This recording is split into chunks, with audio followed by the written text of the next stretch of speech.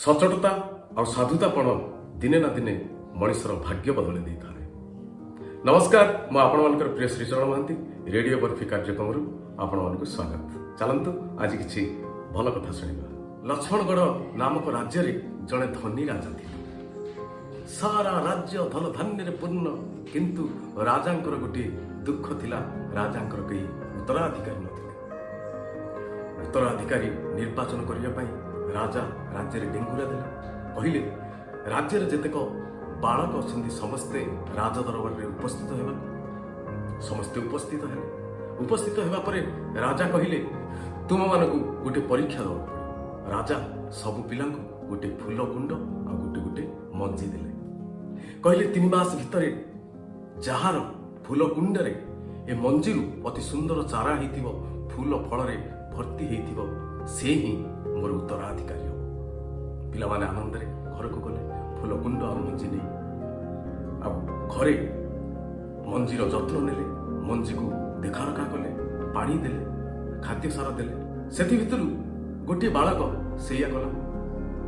ଫୁଲ କୁଣ୍ଡରେ ମଞ୍ଜିକୁ ରୋପଣ କଲା, ଉପଯୁକ୍ତ ମାଟି, ଖାଦ୍ୟ ସାର ଆଉ ସୂର୍ଯ୍ୟ ଆଲୋକ ଦେଲା, ଅପେକ୍ଷା କଲା। ମାସେ ଅପେକ୍ଷା କରିବାରୁ ସେ ପିଲାଟିର ଫୁଲ କୁଣ୍ଡରେ କୌଣସି ଚାରା ହେଲା। ଚାରା ଗଜା ବି ଫୁଟିଲା ନାହିଁ। ମନ ଦୁଃଖରେ ପିଲାଟି ତାର ମାଆକୁ ଏ କଥା ଜଣେଇଲା। ମା ବୁଝେଇଦେଲେ ଏ ମଞ୍ଜି ବୋଧେ ଅନ୍ୟ ପ୍ରକାର ମଞ୍ଜି, ଆଉ କିଛି ଦିନ ଅପେକ୍ଷା କରିବା ପାଇଁ। ପିଲାଟି ଅପେକ୍ଷା କଲା। ମାସେ ଗଲା, 2 ମାସ ଗଲା, 3 ମାସ ହେଇଗଲା। ସମୟ ଆସିଲା ରାଜାଙ୍କ ଦରବାରରେ ଚାରା ପହଞ୍ଚେଇବାର। ସମସ୍ତେ ଗଲେ, ସବୁ ପିଲାମାନେ ଗଲେ। ସବୁ ପିଲାଙ୍କର ଚାରା ଅତି ସୁନ୍ଦର ସୁସଜ୍ଜିତ, ସବୁ ଚାରାରେ ଫୁଲ ଆଉ ଫଳରେ ଭର୍ତ୍ତି। ବିଭିନ୍ନ ପ୍ରକାର ଫୁଲର ବାସ୍ନାରେ ରାଜ ଦରବାର ମହକିଗଲା। କିନ୍ତୁ ଦୁଃଖର କଥା, ଏ ପିଲାଟିର କୁଣ୍ଡ ଥିଲା ଖାଲି।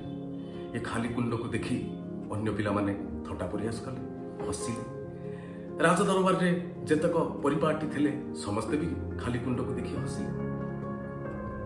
ପିଲାଟି ଭାରି ମନ ଦୁଃଖରେ ଥାଏ। ଏହି ସମୟରେ ରାଜା ଆସିଲେ। ପ୍ରତି ଚାରାକୁ, ପ୍ରତି ଫୁଲ ଗଛକୁ, ଫଳ ଗଛକୁ ନିରୀକ୍ଷଣ କରିବାକୁ ଲାଗିଲେ। ଶେଷରେ ଦେଖିଲେ ଏ ଖାଲି କୁଣ୍ଡକୁ। ପିଲାଟିକୁ ପଚାରିଲେ ସବୁ କୁଣ୍ଡ ତ ଫଳ ଫୁଲରେ ଭର୍ତ୍ତି, ହେଲେ ତୁମ କୁଣ୍ଡ କାହିଁ ଖାଲି? ପିଲାଟି ବିନମ୍ରତାର ସହିତ ଆଉ ସାହସର ସହିତ କହିଲେ ମହାରାଜ କ୍ଷମା କରିବେ, ଆପଣ ଦେଇଥିବା ଫୁଲ କୁଣ୍ଡ ଆଉ ଆପଣ ଦେଇଥିବା ମଞ୍ଜି ମୁଁ ଯତ୍ନ ସହକାରେ ରୋପଣ କରିଥିଲି, ହେଲେ 3 ମାସ ଅପେକ୍ଷା କଲି, ସେଥିରୁ ଚାରା ଗଜା ବି ଫୁଟିଲା ନାହିଁ। ରାଜା ଆଶ୍ୱାସନା ପାଇଲେ, ରାଜା ଖୁସି ହେଲେ। ରାଜା ଦେଖିଲେ ପିଲାଟିର ସଚୋଟତାପଣ, ସାଧୁପଣ ଆଉ ପରିଶ୍ରମପଣ।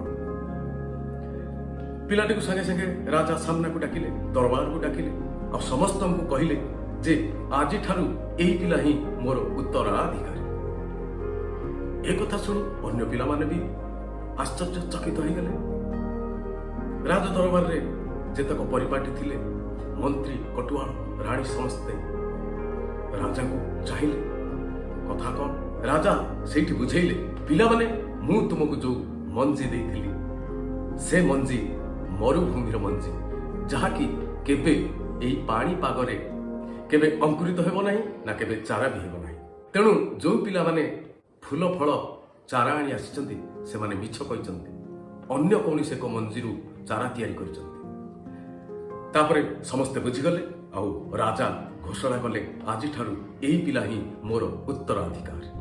ବନ୍ଧୁମାନେ, ଏଇଠୁ ଆମେ ଜାଣିବା ସଚୋଟତା, ସାଧୁତାପଣ ଆଉ ପରିଶ୍ରମ, ସାହସ ମଣିଷକୁ କୋଉଠୁ ନେଇ କୋଉଠି ଥାଏ।